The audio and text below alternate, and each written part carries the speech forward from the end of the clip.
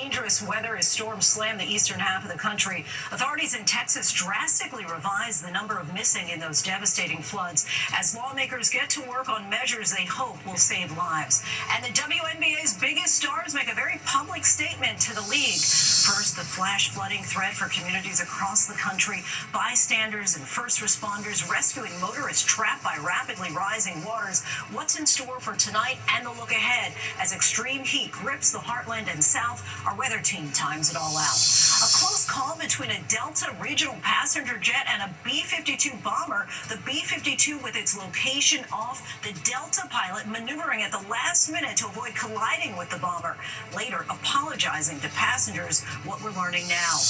And the growing bipartisan calls for the release of all government files on convicted sex offender Jeffrey Epstein as the controversy intensifies, and why President Trump is telling lawmakers to stay in town for their August vacation. The search ends for a missing 9-year-old girl in a popular upstate New York tourist area. The details just coming in.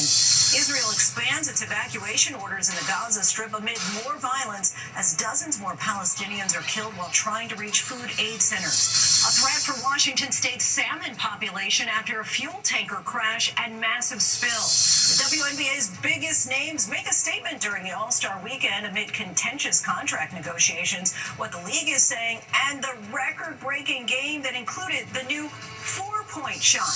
And America Strong tonight, the team of volunteers that work tirelessly to save the summer for some very special campers. From ABC News World Headquarters in New York, this is World News Tonight. Good evening, everyone. Thanks so much for joining us on this Sunday. I'm Lindsay Davis. As we come on the air tonight, more than 36 million Americans are under the threat of severe storms for parts of the Midwest and Northeast. This passenger and driver were trapped in a car and had to be rescued after heavy rain triggered flash flooding in parts of the Washington, D.C. metro area overnight. The downpour made some roads nearly impassable, while others were completely shut down. In Heartland, residents of Ames, Iowa, woke up to these sirens warning of a possible tornado and heavy rain battering parts of central Indiana. We're also tracking dangerous heat for much of the heartland and south this week. Our weather team is standing by with a forecast, but first, Morgan Norwood leads us off. Tonight, millions in the Northeast and Midwest bracing for another round of dangerous storms after a flash flood emergency shut down parts of the Washington, D.C. metro area Saturday. Watch as bystanders race to help people trapped inside this SUV in Montgomery County, Maryland, helping the passenger out of the backseat window, quickly carrying her to safety. First responders arriving moments later, the fire engine's wake causing the vehicle to bob in the water. Rescuers carefully guiding the driver out of the vehicle and to dry land. As the rain kept falling, meteorologists urging families to get to higher ground. So this is something that you do need to take very seriously if you are in this area. Officials say they made dozens of water rescues in the area. We had a heck of a storm roll through Montgomery County, particularly down county area. In fact, we believe that water rose about 10 feet in 30 minutes at one point in time. In the Midwest this weekend, tornado sirens sounding in Ames, Iowa. And outside Chicago, relentless rain soaking Highland, Indiana.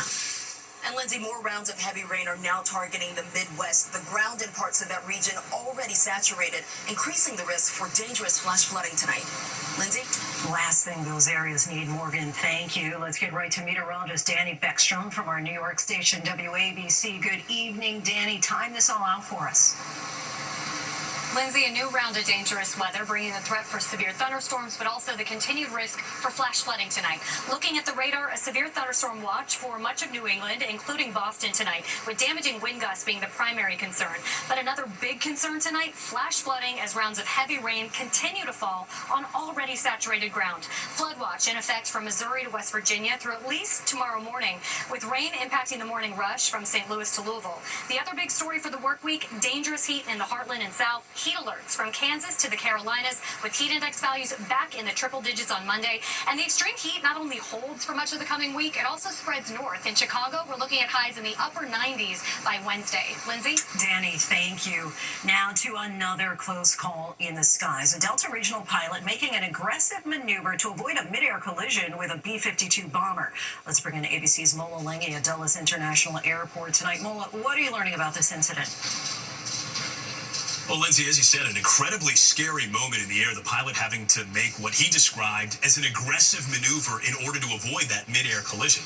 Now, as this Delta flight approached its landing at Minot, North Dakota Airport, a B-52 bomber unexpectedly entered the flight path, according to the pilot.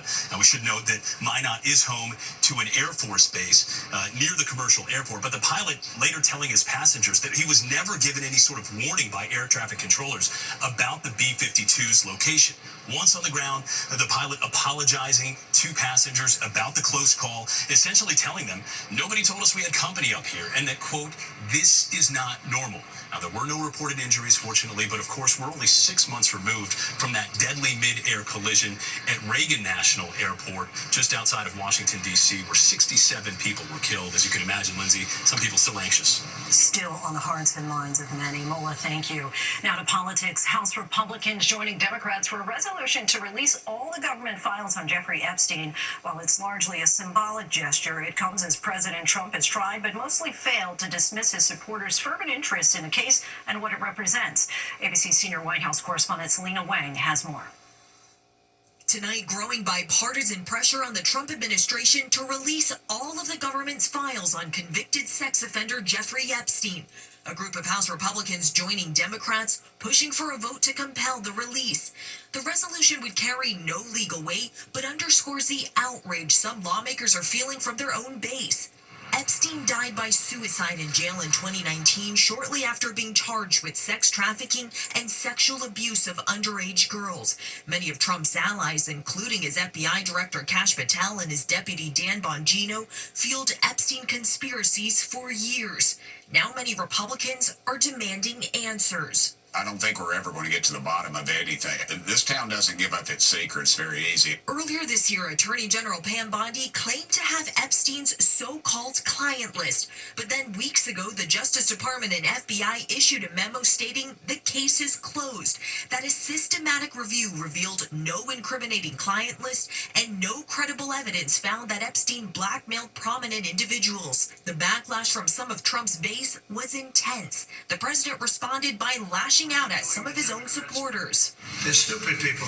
Was I a little ticked off he said that stuff? Sure I was. Trump now ordering the Justice Department to request the release of grand jury transcripts related to Epstein. Some lawmakers say that doesn't go far enough. To me, as a former prosecutor, there are times when you release things for the good of the country. This is one of those times. Releasing grand jury records could take time, requiring a federal judge's approval, and legal experts say the transcripts may not reveal any new details and likely cover only a small fraction of the overall testimony and evidence gathered.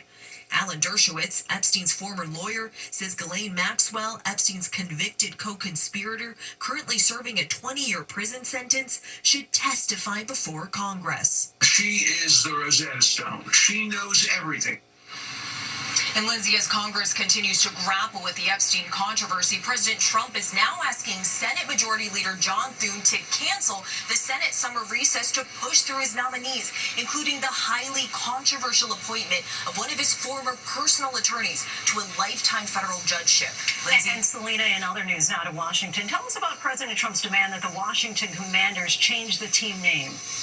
That's right, Lindsay. President Trump says he won't make a deal for the football team stadium to be built if they don't change their name back to the Washington Redskins, calling the name change ridiculous. The team dropped the name Redskins in 2020 after decades of criticism from Native American groups who called it racist and derogatory. Lindsay? Selena, thank you. The number of people still missing after that catastrophic flooding in Kerr County, Texas, has been revised from nearly 100 to 3. At least 135 people died in the historic floods. Let's bring in ABC's Melissa Dunn. Melissa, we know there's a special legislative session tomorrow. What's on the agenda? Yeah, Yes, Lindsay. So we have learned that number of missing people has dropped dramatically. And what we're expecting to hear from that special session is critical, right? Because from hard-hit county of Kerr County, that is where the number of people believed to be missing has dropped from nearly 100 to 3. That's a major difference. Overall in Texas, 7 people are still reported missing from these historic floods, and at least 135 people, including those children, have died from this 4th of July weekend tragedy. Now, many Texans are calling into question the response and lack of emergency warnings from local and officials. So tomorrow, Texas Governor Greg Abbott is holding that special session to discuss flood warning systems, communications, and infrastructure in the region, as well as those critical relief funds that they desperately need for those devastated areas. Of course, all of this as more than 1,000 search and recovery crews remain on the ground. Lindsay? Melissa, thank you. Next tonight, the urgent search for a missing 9-year-old ends in tragedy. Police discovered her body in upstate New York. The new details coming in tonight, and why police are now saying she may not have been abducted at all. Here's ABC's Rena Roy. Tonight, a tragic end to the search for a 9-year-old girl. Investigators finding her body in upstate New York. Melina Fradalin was first reported missing by her father, Luciano Fradalin, Saturday night just before 10 p.m. in Lake George, New York, a popular summer destination in the Adirondacks. Both are residents of Canada. Police issuing an Amber Alert asking the public for help. The 9-year-old daughter was possibly abducted in a white van went south on the interstate. But in a bizarre twist, authorities are now saying there's no indication of an abduction. Police saying as the case progressed, law enforcement identified inconsistencies in the father's account of events and the timeline he provided. After a multi-agency search that included New York State Police, canine, and aviation units, Melina was located deceased in the town of Ticonderoga. Now, police say the investigation is ongoing, but that there is no threat to the public. Lindsay? Rena, thank